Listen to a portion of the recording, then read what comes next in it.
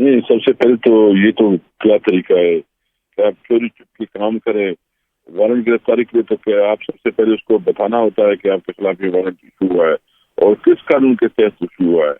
یعنی اور پھر آپ اس کو اریسٹ کرتے ہیں اور اریسٹ کرتے ہیں آپ اسے وہاں سے عدالت سے، تو آپ تو ایک توہین عدالت کر رہے ہیں. آپ مطلب ہے کہ اس ملک میں کوئی قانون نہیں ہے، کوئی آئین نہیں ہے، یہ بنانا ریپبلک ہے. یہ ملک کس طرح چلے گا؟ کیا اس ملک پہ جو ہے نا جو شہریوں کے حقوق نہیں ہے؟ کیا چند خاص لوگوں کے حقوق ہیں؟ اس پہ ہم نے پورے ملک پہ احتجاج کر رہے ہیں. پورے ملک پہ لوگ نکلے. آپ دیکھیں گے کہ پورے پاکستان آج روڈ پہ ہوگا. یہ شام تک پورے ملک میں چلے گا. میں اپنے تمام پاکستانیوں کو ریکویسٹ کرتا ہوں کہ اپنے لیے، اپنے مستقبل کے لیے، قانون کی حکمرانی کے لیے، رول آف لا کے لیے آپ نکلے. اگر اس وقت آپ کے ایک بہت بڑے لیڈر کو اس قسم کا تصدیق کی جا رہی ہے جو ملک کا پرائم منسٹر ہے اور اس کے باوجود قوم نہیں نکلتی، تو پھر قوم کا خدا حافظ. مجھے امید ہے پاکستانی قوم مایوس نہیں کرے گی، نکلیں گے اپنی آزادی کی خاطر. اصل کیسر صاحب، یقینی طور پر پاکستانی قوم جیسے کہ آپ نے کہا وہ نکلیں گے، پی ٹی آئی کے کارکنان جو ہے وہ نکل رہے ہیں، لیکن کیا قانونی اور آئینی راستہ اختیار کیا جائے گا؟ ایک جانب تو چیف جسٹس نے جیسے سیکرٹری انٹیریئر کو آئی جی کو طلب کر لیا ہے، لیکن پاکستان تحریک انصاف مزید کیا قانونی راستہ اختیار کرے گی؟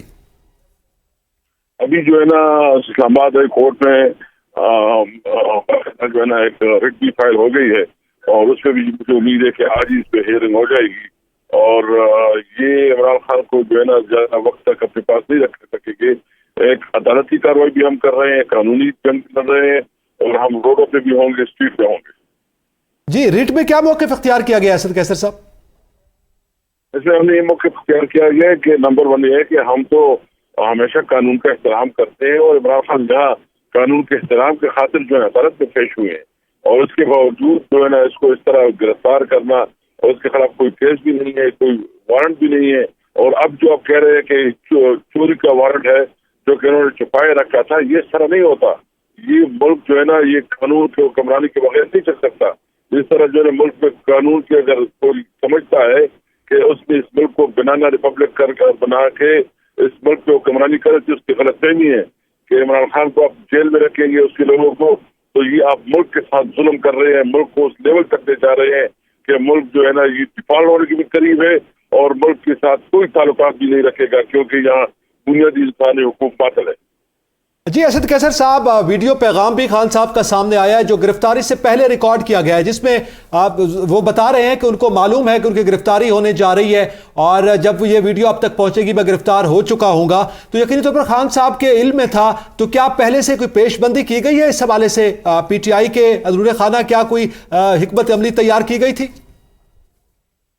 دیکھیے، ہم نے پوری چیز طے کی ہے. ہم نے جو اس کے لیے جو قانونی ہماری جدوجہد وہ بھی جاری رکھی تھی اور ہم روڈ کی ہے.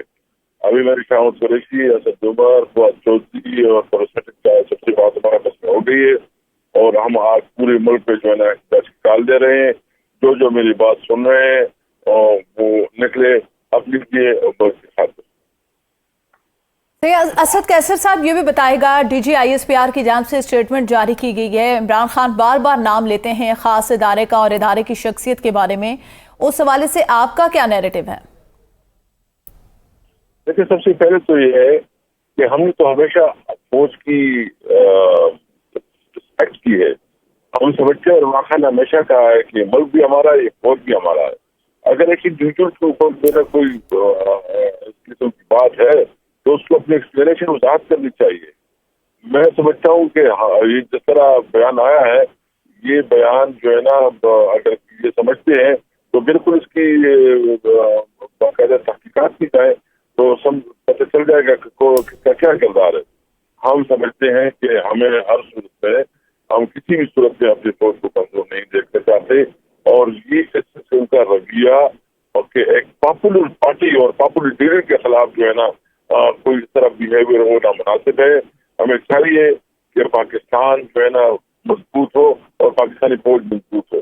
اسد کیسر صاحب، بالکل یہ بیان بھی آپ کے سامنے ہے جس کے بعد اس کا ایک رد عمل بھی سامنے آیا अब जैसे कि आपने इदारे के हवाले से कहा है या इमरान खान साहब का वो बयान था, तो उसके बाद फिर रेंजर्स ने आज गिरफ्तारी की है, मगर पीटीआई की जानिब से हुकूमत के खिलाफ जो है वो एहतजाज जारी है।